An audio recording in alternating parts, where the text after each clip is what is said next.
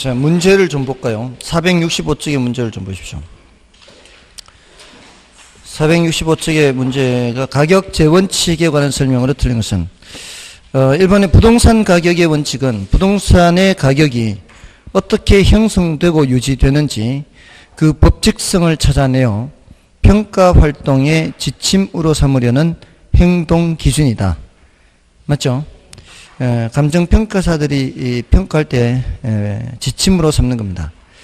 그러면 대체 원칙은 대체성 있는 두 개 이상의 재화가 존재할 때 그 재화의 가격은 서로 관련되어 이루어진다는 원칙으로 유용성이 동일할 때는 가장 가격이 싼 것을 선택하게 된다. 맞죠? 그 다음에 균형의 원칙은 내부적 관계의 원칙인 적합의 원칙과는 대조적인 의미로 부동산 구성 요소의 결합에 따른 최유효 이용을 강조하는 것이다. 맞나요? 이거는 가격 재원칙 문제가 아니고 국어 문제다라고 보면 돼요. 내부적 관계의 원칙인 적합의 원칙. 수식 관계가 적합의 원칙이 내부적 관계 원칙이 아니죠. 외부적 관계 원칙이죠. 그래서 이거는 틀렸다. 그죠? 교묘하게 그렇게 틀린 지문을 만들어 놨죠. 그 다음에 기여의 원칙은 부동산의 각 구성 요소가 각각 기여하여 부동산 전체의 가격이 형성된다는 원칙이다. 맞죠? 생산비 합이 아니라 어떻게 된다? 기여한 정도의 합이다. 됐나요? 그 다음에 변동성의 원칙은 재화의 가격이 그 가격 형성 요인의 변화에 따라 달라지는 것으로 부동산의 가격도 사회적, 경제적, 행정적 요인이나 부동산 자체가 가지는 개별적 요인에 따라 지속적으로 변동한다는 것을 강조하는 것이다. 맞죠? 그 가격 형성 요인이 자꾸 변해요. 그런 정도입니다. 별로 어렵지 않습니다. 자, 됐고요. 그 다음에 이제 지역 분석, 개별 분석 들어가겠습니다. 지역 분석, 개별 분석은 이것도 이제 난이도가 그렇게 높은 주제가 아니에요. 그나마 지금 가격 원칙이 제일 많죠. 가격 원칙이 제일 많은데 이것도 어떻게 공부한다고요? 단계를 나누어서 하면 돼요. 제일 중요한 거 세 가지를 먼저 하고, 세 가지가 뭐예요?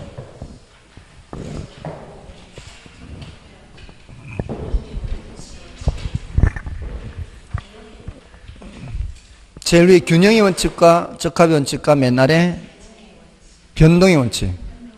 균형의 원칙, 적합의 원칙, 변동의 원칙. 세 가지를 먼저 하고, 그리고 나서 기회 원칙이나 대체 원칙. 그죠? 칠판에서 지우자마자 머릿속에서도 지워지는. 그러니까, 예전에 말씀을 드렸었는데요. 수업 시간에 계속 복습을 해야 돼요. 수업 시간에도 복습이 가능하다고. 계속 수업 시간에도 복습을 해야 돼요. 이걸 지웠을 때도 머릿속에 남도록 해야 되는 거죠. 제가 처음에 공부를 하게 된 그 계기도 그런 것도 있었어요. 분명히 전날 저녁에 공부를 했어요. 근데 다음날 시험 치는데 생각이 안 나. 전날 분명히 봤는데 그때는 다 알 것 같았거든. 근데 다음날 시험 보면 왜 그렇게 생각이 안 나는지 모르겠어요. 그죠? 네. 그래서 어떻게 했는가 하면은 공책을 덮었을 때 바로 그 자리에서 받는 게 생각이 나는지를 연습한 거죠. 다시 해야지. 생각은 다시 해야지. 그렇죠. 근데 어떻게 할 수 없지. 왜냐하면 어차피 시험을 볼 때는 노트를 보지 않고 머릿속에 있는 걸로 시험을 봐야 되는데 그 자리에서 덮었는데 생각이 안 난다면 시험장에서는 더 생각 안 나겠지. 그래서 그 훈련을 했어요. 덮었을 때도 생각이 나도록 자꾸 이렇게 노트를 보지 않고 이렇게 딴 데를 보면서 머릿속에 생각이 나는지를 생각하는 거죠. 그러려면은, 그걸 어떻게 공부를 해야 되겠어요? 이게 위에서부터 순서대로 공부하면 힘들어요. 타이틀을 먼저 봐야지. 오늘 이런 커다란 주제를 공부했다. 그래서 제가 늘 이렇게 쓰는 거예요. 이게 그때부터 습관이 된 거죠. 항상 공부라는 거는 커다란 틀을 먼저 잡아놓고 거기에 어떤 세부적인 내용을 하고 거기에서 또 어떤 게 더 중요하고 덜 중요하고 이렇게 해서 계속 연습을 한 거죠. 그거를 중학교 3학년 때 처음에는 공부를 어떻게 해야 될지를 모르니까 저도 뭐 누가 코치를 주는 사람이 없으니까 노트를 2권을 산 거죠.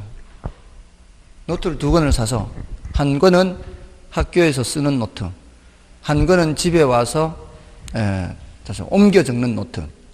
그래서 학교에서 쓰는 노트를 한 후에 백지에다가 연습하는 거죠. 빽빽하게. 그날 공부한 거를, 노트 정리한 걸, 수업 시간에 노트 한 거를 계속 외우는 거예요. 그래서 연습장에 충분히 외웠다라는 판단이 들 때, 그 백지 노트를 꺼내놓고 학교에서 노트 한 순서와 똑같게 복사하듯이 옮겨 적을 때까지 외운 거죠. 복사기로 복사하듯이. 그렇게 해야 이제 넘어가는 거죠. 그래야 이제 다 머릿속에 집어넣은 거니까. 그러지 않아요. 영어는 중학교 2학년 때 친구 녀석이, 그 녀석이 IQ가 150이 넘는 놈이에요. 큐브 있잖아요. 이거를 거기 이제 매뉴얼대로 안 하고 자기 나름대로 해서 맞추는 놈이에요. 굉장히 똘똘한 놈이죠. 근데 중학교 2학년 때, 1학년 때는 이제 영어 숙제를 내면은 이제 분량이 얼마 안 되잖아요. 다 외워오는 게 숙제잖아요. I'm a boy, you are a girl, 이렇게 하잖아요. 이렇게 외우는데, 이거는 이제 전체 그 본문을 다 외워도 분량이 얼마 안 되니까. 근데 이제 그건 다 숙제를 하죠. 안 하면 터지니까. 별명이 이노키라는 선생님이었는데, 키도 엄청 커요. 진짜 외국인 같이 생겼는데, 늘 몽둥이 들고 다니면서, 다음 어디 오면 때리니까. 그러니까 외웠죠. 근데 2학년 올라가면 이제 본문이 분량이 조금 많아지잖아요. 그러니까 이제 본문 외우는 숙제는 안 내죠. 근데 어느 날 그 녀석이 막 줄줄줄 외우는 거예요. 본문을. 그래서, 야, 너 이거 어떻게 외우냐? 그랬더니, 자기는 몇 번 이렇게 읽으면 외워진대. 그래서 어떻게 외우는데 그러냐니까, 자기는 내용을 생각하면서 외운대요. 요거 내용 다음에 뭐가 있고, 요 내용 다음에 이렇게 하면은 거의 장문하듯이 하는 거죠. 장문. 외울 때 그냥 외우는 게 아니라, 이제 문장을 장문하듯이 주어, 동사 이렇게 생각하면서 이렇게 외운다는 거예요. 내용을. 그러면은 몇 번 읽으면 외워진다는 거예요. 그래서 저도 따라 해봤죠. 따라 해봤더니 걔만큼 빨리는 안 돼도 외워지더라고. 그러니까 걔처럼 문장을 생각하면서 문장의 그 순서, 내용이라는 게 기승전결 있잖아요. 서론, 본론 이렇게 그 생각하면서 외우니까 외워지더라고. 그래서 저도 그 친구 따라 2학년 내도록 본문을 다 외웠죠. 1학기 책 다 외웠고 2학기 책 다 외웠죠. 본문을. 3학년 올라가서도 계속 그렇게 한 거죠. 그러니까 중학교 3학년 6권을 다 외운 거예요. 본문을 다 그 친구 따라. 그랬더니 괄호 채워넣기 문제 있잖아. 전치사 넣는 괄호 채워넣기 문제. 수거 있잖아. 수거 이렇게 이렇게. 이런 건 100% 맞추는 거지. 머릿속에 본문이 다 있으니까. 다 맞추는 거죠. 그런 거는. 그냥 저한테는 시험이 아니죠. 그럼 책 보고 하는 거하고 똑같으니까. 그러니까 영어는 그렇게 했고, 다른 과목은 그냥 막 빽빽이 쓰듯이 하는 거예요. 빽빽이 쓰듯이. 그렇게 외우니까, 그 다음에는 이제 단련이 돼요. 그 단계를 벗어나죠. 그 단계를 벗어나니까 뭐가 가능한가 하면은 틀을 먼저 외우는 훈련을 하는 거예요. 틀. 순서대로 외우는 게 아니라 이걸 먼저 외우는 거죠. 이 내용이 뭐가 있잖아요, 이게. 그러면 여기에서 이걸 먼저 하는 거죠. 오늘 어떤 공부를 했다. 이걸 먼저 한 후에, 그 다음에 여기에서 뭐를 하고, 여기에서 뭐가 있다. 이런 식으로 하면은 훨씬 속도가 빠른 거죠. 그러니까 위에서부터 차곡차곡 외우는 게 아니라 이 주제를 먼저, 그날 뭐를 하고 세부적으로 들어가. 이렇게 외우면 훨씬 시간이 절약된다는 걸 알게 됐죠. 자, 그렇게 하니까 이제 속도가 똑같은 양을 외우더라도 속도가 점점 올라가는 거죠. 그 다음에 이제 그렇게 해도 또 까먹죠. 그거에 대한 또 훈련을 해야 되는 거죠. 했는데 또 까먹어. 분명히 어제 했어. 단어도 한 몇십 개 외웠어. 근데 또 까먹어. 그럼 어떻게 해? 이거를 이제 2, 3일 뒤에 또 보는 거죠. 하루 뒤에 보는 거하고 이틀 뒤에 보는 거 또 그걸 또 훈련을 해야 돼. 어제 받는 걸 오늘 금방 보면 다 기억나죠, 거의. 한 이틀쯤 지나서 까먹을 때쯤 되면 또 못 보는 거죠. 그러니까 단어들도 어떤 단어는 한 번만 딱 들어서 이렇게 되는 단어가 있고 몇 번을 봐도 안 되는 단어가 있잖아. 그런 단어는 단어장에 표시를 하는 거죠, 이렇게. 생각이 안 나는 단어는. 그럼 생각이 안 나는 단어를 표시해서 그거를 한 일주일치를 모아서 또 보는 거죠. 생각 안 나는 단어만 따로 모아서 또 보는 거예요. 그러니까 그거를 너무 오랫동안 안 봐버리면 처음부터 새로 해야 되는 거고, 잊을 때쯤 돼서 터치를 해줘야죠. 그게 사람마다 날짜가 다르단 말이에요. 어떤 사람은 한 2, 3일 뒤에 봐야 되는 사람이 있고, 어떤 사람은 한 3, 4일 가도 되는 사람이 있고, 그게 자신의 그 공부 습관에 따라서 그게 훈련이 되지 않으면은 올라갈 수가 없는 거죠. 그러니까 공부는 머리로 하는 게 아니라 몸으로 하는 거예요. 몸으로 하는 거예요. 그러니까 이 귀찮은 거를 해야 되거든. 2, 3일 지나면 안 돼. 그때 해야 돼. 딱 그때 가서 해야 터치가 되고, 또 그 한 두 번째 받는 건 한 3, 4일, 4, 5일 지나갔을 때 봐야 터치가 되는 거죠. 근데 이거를 모든 사람에게 똑같이 적용할 수는 없잖아요. 자신한테 맞는 방법을 찾아야 되는데, 그거는 일단은 해야 되는 거죠. 일단 앉아서 해야 되는 거예요. 예, 그래서 제가 이걸 고등학교를 졸업하면서 공부는 스킬이다, 스킬. 그래서 진짜 이 공부하는 방법을 책을 쓰고 싶었다니까요. 예, 그거는 몸으로 느끼지 않고서는 할 수 없는 거예요. 머리로 하는 게 아니라는 거예요. 대부분의 사람은 머리의 이 지능지수는 비슷합니다. 대부분의 사람은 지능지수는 비슷한데, 그거를 훈련을 통해서 얼마만큼 이렇게 끌어올렸느냐, 그렇지 않느냐에 따라 다를 뿐이죠. 예, 제가 학교를 갔을 때도 대부분의 학생들이 능력이 비슷했어요. 저는 다른 애들보다 수학적으로 조금 더 잘했죠. 근데 다른 애들은 다른 쪽을 더 잘하는 거예요. 그러니까 내가 못하는 걸 쟤는 더 잘하고, 다른 애가 못하는 걸 내가 잘하고, 대부분의 애들이 그래요. 근데 걔 중에 한두 놈은 모든 면에서 뛰어난 애가 있어요. 그런 애들은 정말 타고난 애들이에요. 그런 애들은 어찌할 수 없고, 걔네들은 걔네들끼리 놀라고 하면 되니까. 어차피 니들끼리 놀아라. 근데 뭐 어쩌면은 세상이 공평할 수도 있는데, 걔가 그 잘하는 애가 생긴 거는 거의 인도네시아인이었어요. 생긴 거. 그래서 걔 별명이 그랬어요. 근데도 걔 성격도 좋고, 성격은 좋아. 그렇게 불러도 아무렇지도 않게. 걔가 결국은 이제 행정고시 합격해가지고 이제 공무원이 됐는데, 공무원이 됐는데 이제 그 아세안 있죠, 아세안. 아세안 그 이제 정상회의를 하면은 이 실무자급에서부터 위로 올라가면서 회의를 하거든요. 사무관급, 과장급 이렇게 회의하고, 그 다음에 국장급 회의, 장차관급 회의, 그 다음에 정상회의 이렇게 하는데, 필리핀에 이제 출장을 간 거죠. 그 이제 실무진 출장을 갔는데, 이제 출장을 가면 이제 일을 마치고 뭐 저녁도 한잔하고, 저녁에 먹고 술 한잔하고 이제 숙소로 돌아가잖아요. 택시를 타서 가자고 했는데, 그 현지 택시 기사가 필리핀인이세요? 이렇게 묻더니 필리핀인이세요? 아니라고 하니까, 그러면 인도네시아인가요? 동남아가 다 나왔어요. 못 맞췄어. 진짜 현지 사람 같다니까. 결국 못 맞췄대. 그 얘기를 해주더라고, 갔다 와서. 아무튼 그랬어요. 그러니까 공부예요, 공부. 공부는 해야 된다는 거예요. 아시겠죠? 안 하고서는 안 돼요. 일단 몸으로 해야 돼, 몸으로. 그래야 느낄 수가 있어요. 자, 아무튼 지역 분석, 개별 분석.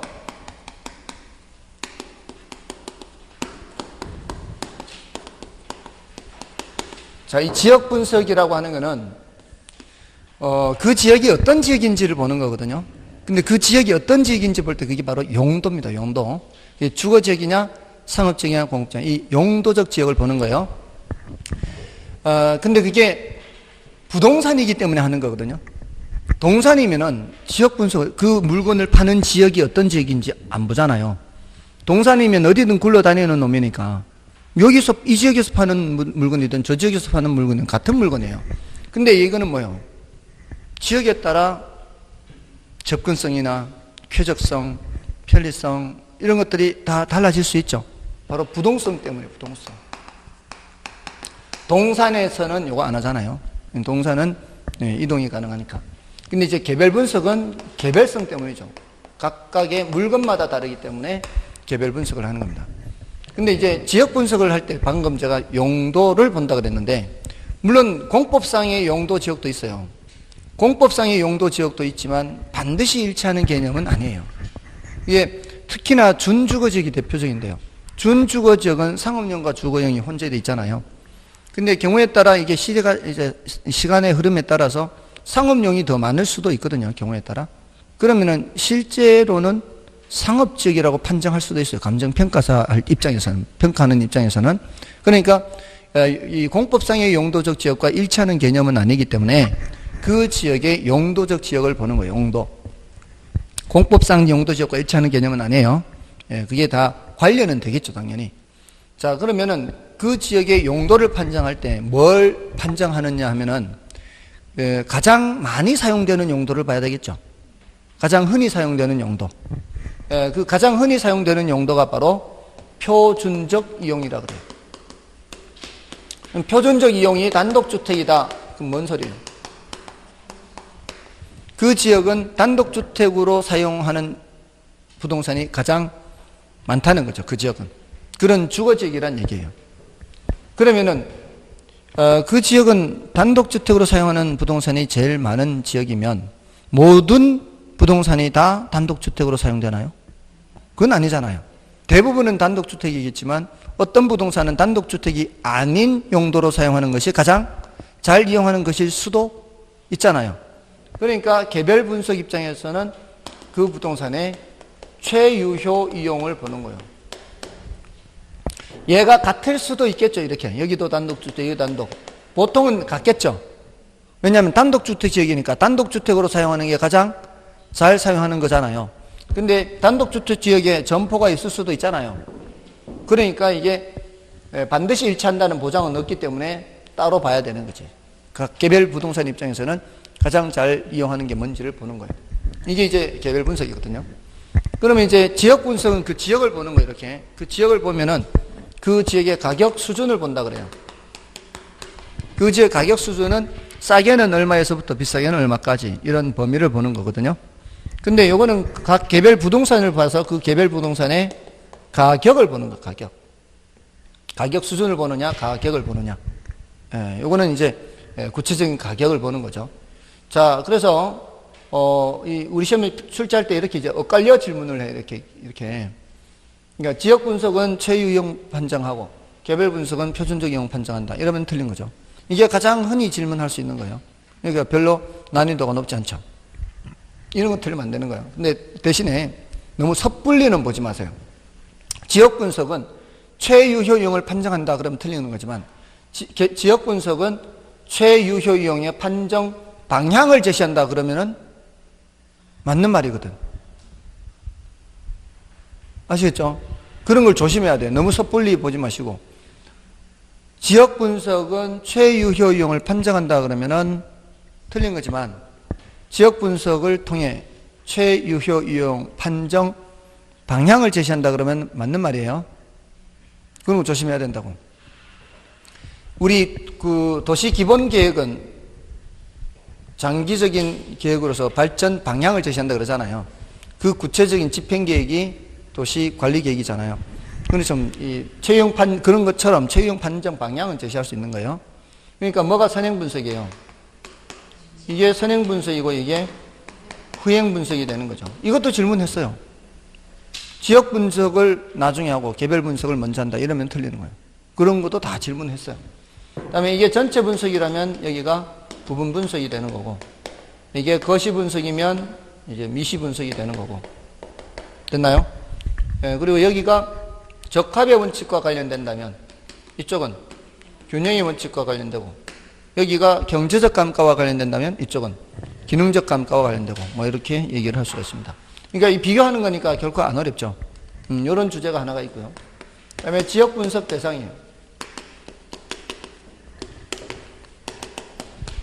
대체로 이 지금 최근에 출제 경향이 지역 분석의 대상을 질문을 해도 그 이론적인 걸 깊게 묻는 게 아니고 그냥 용어의 뜻을 묻는 정도예요. 예를 들어 여기 인근 지역,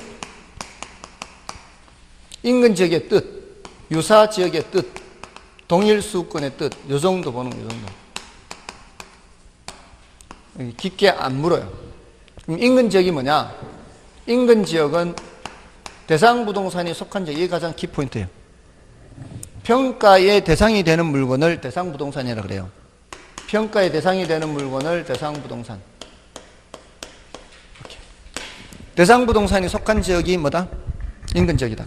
그리고 이 인근 지역 안에 있는 부동산들은, 이 지역 안에 있는 부동산들은 대상 부동산과 지역 요인이 똑같죠. 같은 지역이니까. 지역 요인을 공유하는 지역 그래요. 지역 요인을 공유하는 지역. 대상 부동산과 지역 요인을 공유하는 지역. 자, 여기 인근 지역이에요. 자, 여기가 만약에 단독주택이다. 이 지역의 표준적 이용이 단독주택이에요. 그러면은 유사 지역에서, 유사 지역은 대상 부동산이 속해 있지 않은 지역이에요. 대상 부동산이 속해 있지 않지만 유사 지역 하면은 이 지역도 무슨 지역? 단독주택 지역. 여기 이제 대상 부동산은 속해 있지 않지만 인근 지역과 지역 특성이 비슷한 지역을 유사 지역 그래요. 가까이 있을 수도 있고 멀리 있을 수도 있겠죠. 멀리 있을 수도 있어요. 거리 원근을 따져요, 안 따져요? 거리 원근을 안 따진다는 얘기예요. 거리 원근 안 따져요. 가까이 있어서 유사지역이고 멀리 있어서 유사지역이 아니고 이거 아니란 말이에요. 됐나요? 자, 근데 너무 멀면은 대체 관계에 있다고 볼 수 없잖아요. 이게 대체 경쟁 관계에 있으려면 어느 정도 범위 안에 있어야 될 거 아니에요. 그 범위를 정해주는 개념이 동일 수급권이에요. 너무 멀면은 대체 경쟁 관계 없어서 이건 대체할 수가 없는 부분이거든요. 그래서 이게 거리 원근을 따지지는 않지만 너무 멀지는 않게 범위를 정해주는 개념이 동일 수급권이에요. 수급은 뭘 줄인 말이에요? 수요 공급. 수요 공급하면 뭐 생각해야 돼요? 시장. 뭐예요? 동일 시장권이라는 거죠. 자, 이렇게, 자, 인근 지역과 얘가 지역 특성이 어떻다? 비슷하다. 자, 근데 뭐도 비슷해야 되는가 하면 가격 수준도 비슷해야 돼요. 가격 수준도 비슷해야 돼요. 그 용도적 지역도 비슷하지만 가격 수준도. 제가 서울 시내 한복판에 살다가 이제 좀 벗어나려고 강동구 쪽으로도 가보고 저 북쪽 노원구 쪽으로도 가보고 저기 뭐 은평구 쪽으로도 가보고 이렇게 다 다녀봐도 대치동은 아예 안 가요. 대치동은 아예 갈 수가 없어. 거기 집을 내놓고 그 돈으로 대치동 가서 구할 수 있어요? 못 구해요. 더블인데. 지금은 더블 더 됐을지도 모르겠다. 예전에 살 때만 해도 이게 더블이에요. 더블이면 이게 대체가 안 되는 거지. 대체가 되려면 약간의 차이는 있을 수 가능하겠지만 더블 정도 되면은 이거는 대체가 안 되는 거예요. 그러니까 대체 경쟁 관계라고 할 때 그 대체 경쟁 관계는 용도도 비슷해야 되지만 가격 수준도 비슷해야 돼요. 너무 차이가 나면 안 된다 이 말이에요. 그래야 유사지역이 될 수 있다는 거예요. 됐나요? 그게 유사지역이에요. 그러니까 유사지역을 질문할 때는 유사지역이란 일단 대상 부동산에 속해 있다 그렇지 않다. 속해 있지 않다. 그러면서 인근 지역과 지역 특성은 비슷하다. 뭐도 비슷하고 가격 수준도 비슷하고 그래야만 대체가 되니까. 됐나요? 자, 그리고 이 동일 수급권은 어떤 개념이에요? 이 대상 부동산과 대체 경쟁 관계에 있는 부동산이 존재하는 권역이에요, 권역. 이 범위 안에는 어떤 부동산이 있는 거예요? 이 대상 부동산과 대체 경쟁할 수 있는 그런 부동산이 존재하는 범위죠. 그래서 혹시 자료 수집을 하더라도 동일 수급권을 벗어나면 돼요, 안 돼요? 안 돼요. 자료 수집을 하더라도 이 범위 안에서만 수집을 해야 돼요. 그래서 얘는 동일 수급권은 자료 수집의 최원방권 그래요. 자료 수집의 최원방권. 됐습니까? 됐나요? 자료 수집의 최원방권. 여기 뭐다? 동일 수급권 개념이다. 자, 이거 개념을 좀 확인해 보겠습니다. 466쪽의 지역 분석의 의의와 필요성, 요거는 여러분이 봐주시고요. 밑에 지역 분석의 대상, 인근 지역의 개념 있죠. 인근 지역은 대상 부동산이 속해 있는 지역이죠. 그러면서 대상 부동산의 가격 형성에 직접 영향을 미치는 지역을 말한다. 그러면서 대상 부동산과 그 안에 있는 다른 부동산은 뭐를 공유한다? 지역 요인을 공유한다. 이거 추가해 놓으면 되죠. 지역 요인을 공유한다. 자, 다음에 나머지 BC는 이제 여러분이 봐주시고요. 인근 지역의 경계와 범위 있죠. 자, 요거는 여러분이 봐주시되 그 D를 조심해야 돼요. D. 인근 지역의 경계와 범위 D. D를 보시면은 인근 지역의 범위가 지나치게 넓으면 사례 자료 수집은 쉬우나 가격 수준의 신뢰도가 낮으며 너무 좁으면 사례 자료를 구하기 어려워진다는 거죠. 됐나요? 이게 범위가 넓으면 이 말이에요. 여기가 범위가 넓으면 이 안에 사례가 있을 가능성은 높죠. 이 범위 안에 사례가 있을 가능성은 높은데 싸게는 얼마부터 비싸게는 얼마까지 범위가 너무 편차가 넓어져 버리면 신뢰도가 떨어져요. 그럼 별 의미 없는 평가가 될 수 있어요. 너무 좁아버리면 어떻게? 너무 좁으면 이제 이 신뢰도, 이 가격 수준의 신뢰도는 높일 수 있지만 이거는 사례가 없을 수가 있죠. 그래서 적당한 범위에서만 설정을 해야 된다는 거죠. 자, 그 얘기고요. 그다음에 이제 유사지역 개념에서 유사지역이란 인근 지역과 그 지역적 특성이 유사한 다른 지역으로서 인근 지역과 대체 관계가 성립하는 지역이죠. 인근 지역과 대체 관계가 있다는 것은 용도적 기능적인 대체뿐만 아니라 뭐도 대체 관계가 있어야 돼요. 가격 면에서도 대체 관계가 성립하는 지역을 말해요. 그다음에 이제 유사 지역 분석의 필요성에서 두 가지가 있죠. 유사 지역을 왜 분석하냐 두 가지 있죠.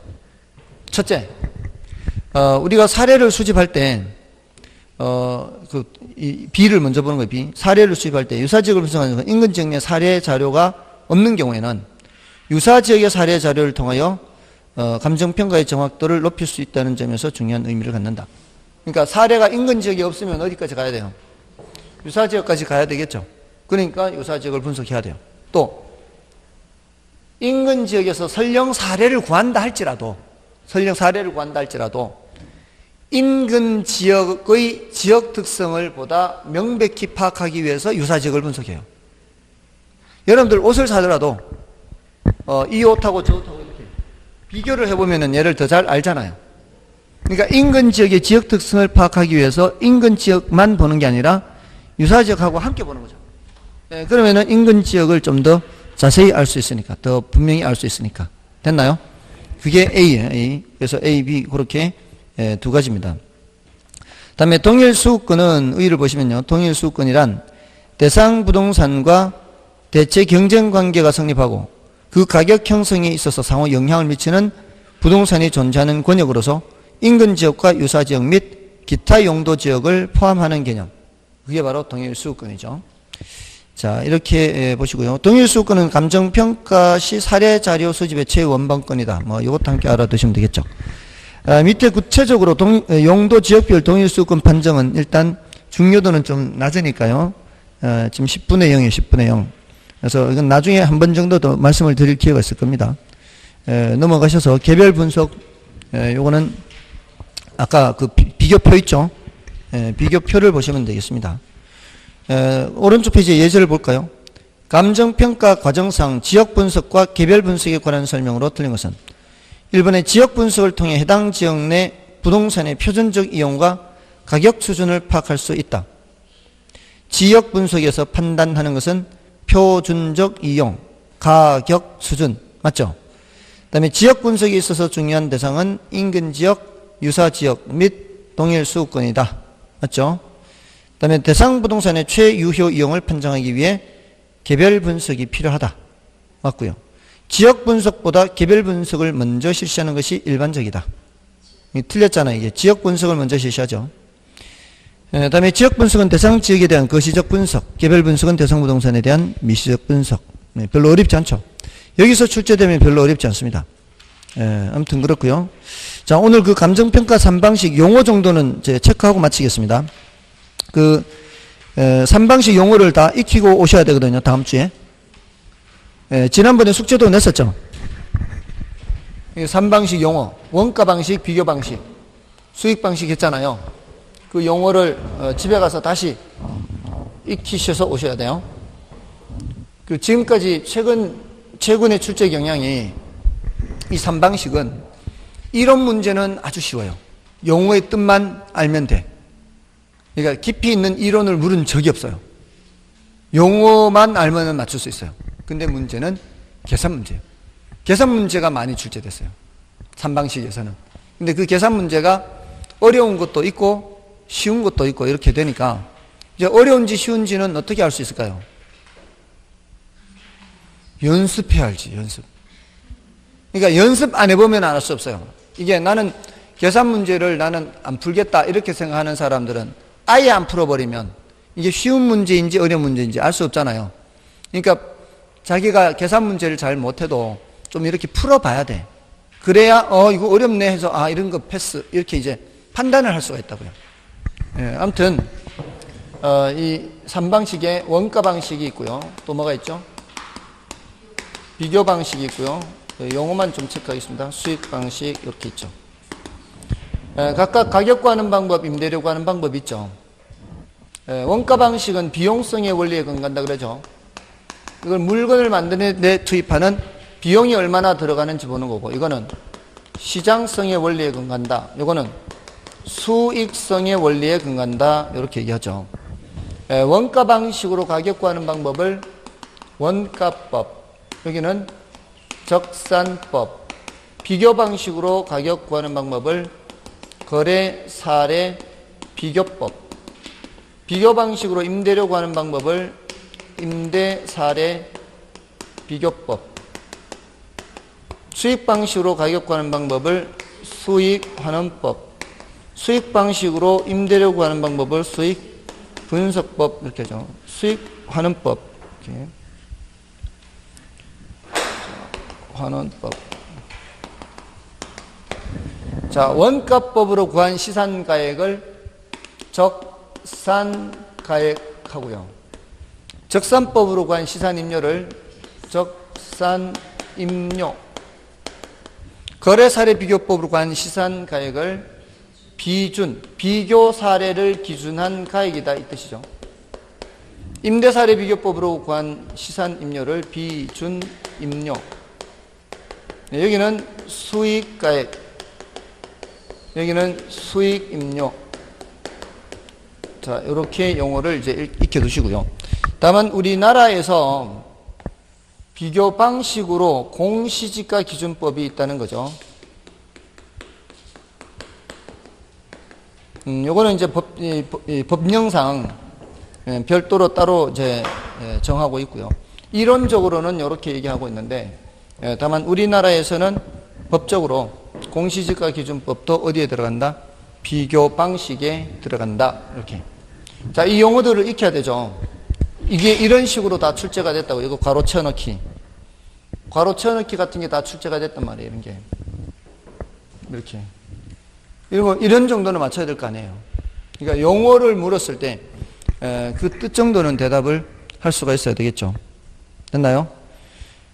그리고 이 공식들, 특히 이 세 가지 공식, 적산가액 공식은 재조달 원가 마이너스 감가 수정액, 이 공식 정도는 외우셔야 되고요.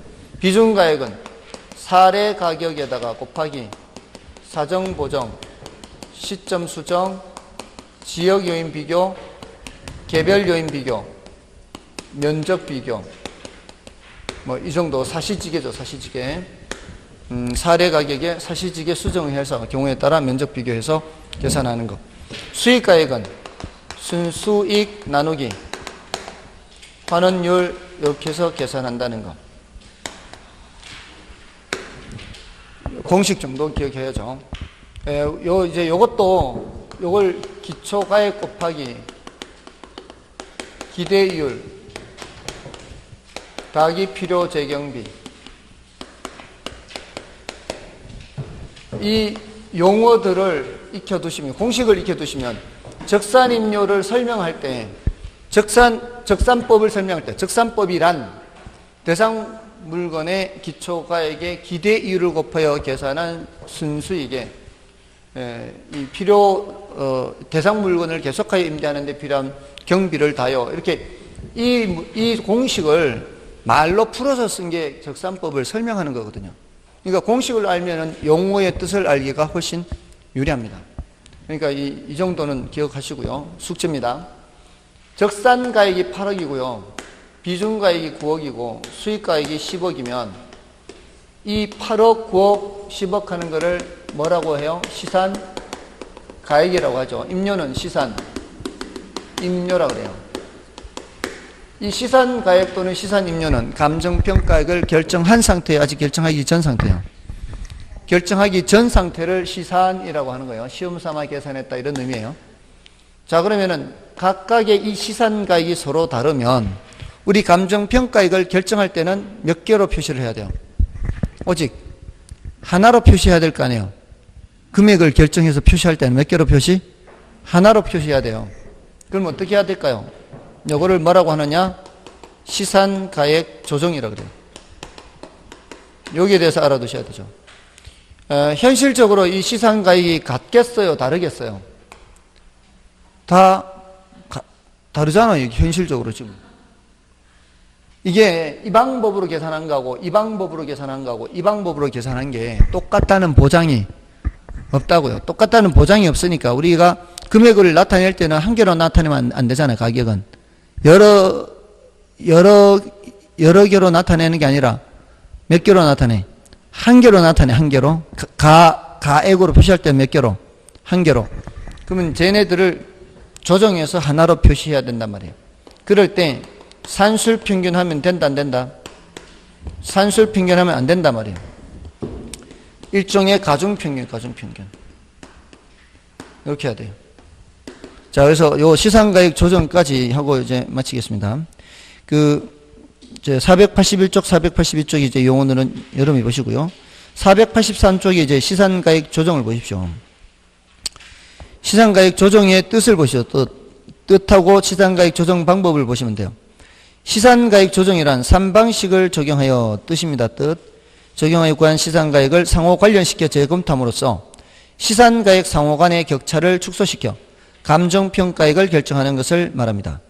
시산가액의 조정 방법은 밑에 시산가액 조정은 감정평가 3방식에 의해 구해진 3가격을 단순히 산술평균하는 것이 아니라 평가 시 사용된 자료의 양, 정확성 및 적절성 등을 고려하여 각각의 방법에 가중치를 두어 가격을 결정하는 것이다. 이렇게 돼 있죠. 가중치를 두어 이렇게 그 사용된 자료의 양이나 정확성 이런 걸 고려해서 가중치를 두어서 한다 이 말이에요. 그러니까 무슨 평균? 가중평균이에요. 자, 거기 이제 포인트고요. 넘어가시면 문제도 있습니다. 484쪽에 다음 자료를 활용하여 시산가액 조정을 통해 구한 감정평가액은 하고 있죠. 자, 거기 거래 사례를 통해 구한 시산가액이 얼마예요? 1.2억 1억 2천이죠. 거래 사례를 통해 이렇게 나오잖아요. 이걸 네 글자로 줄이면 뭐가 될까요? 거래 사례를 통해 구한 시산가액 이렇게 돼 있잖아요. 끝까지 비준가액이다 이 말이에요. 비준가액. 비준가액이 얼마? 1.2억. 그 다음에 두 번째 조성 비용을 통해 구한 시산가액을 네 글자로 뭐라 하면 돼요? 적산가액이라고 하면 되죠. 적산가액이 얼마? 1.1억. 그러면 임대료를 통해 구한 시산가액 뭐라 하면 돼요? 수익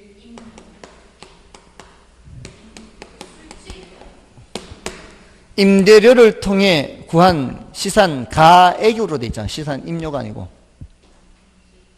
임대료를 통해 구한 시산가액으로 돼 있죠. 그러면 수익가액, 임대료 수입을 통해서 이 말이에요. 그러니까 수익 방식은 앞으로 벌 수 있는 수익을 보고 평가하는 방식이잖아요. 수익 방식이. 예, 앞으로 벌 수 있는 수입이라는 게 뭐겠어요? 임대료 수입을 말하는 거죠. 됐나요? 그러니까 그거 착각하시면 안 돼요. 임대료 수입을 보고 임대료를 계산하는 게 아니라 임대료 수입을 보고 가액을 계산했잖아요. 물론 임대료를 보고 임대료를 계산할 수도 있습니다. 근데 여기는 임대료 수입을 통해서 뭐를 구했다 그랬어요? 시산가액을 계산했으니까 이거는 수익가액이에요. 이게 얼마? 1억, 1억, 1.0. 자, 근데 그 밑에 가중치가 각각 다르죠? 비중가액의 가중치 몇 프로? 50%, 0.5를 곱하는 이 가중평균이라고 해요. 그 다음에 적산가액의 가중치는 20%죠. 수익가액의 가중치는 30%. 맞나요? 수익가액, 수익 방식이잖아요. 임대료를 통해 구한 시상가액, 얘가 수익 방식이다 이 말이에요. 원가 방식 20% 맞잖아요. 여기 지금 순서가 지금 거기 있는 순서하고 다르죠 지금. 됐나요? 그래서 순서가 이렇게 됐어요 지금. 그러면 이제 50%, 20%, 30%가 전체 합쳐서 100% 됐잖아요. 이게 뭐예요? 가중평균. 자, 이렇게 하면은 반이잖아요, 반. 0.6억. 그 다음에 요거는 0.22억. 요거는 0.3억. 다 더하면 0.6, 0.2, 0.3 하면은 1.1. 1.12죠. 그래서 감정평가액은 1.12억이다. 이렇게 된단 말이에요. 됐나요? 여기에 시상가액 조정할 때 이렇게 한다. 가중치를 달려서. 됐죠? 자, 이제 다음 주에는 이제 원가 방식부터 이제 3방식 남았어요. 3방식하고 이제 부동산가액 공시제도. 자, 요거를 하겠습니다. 오늘은 여기까지 하겠습니다. 애쓰셨습니다. 감사합니다.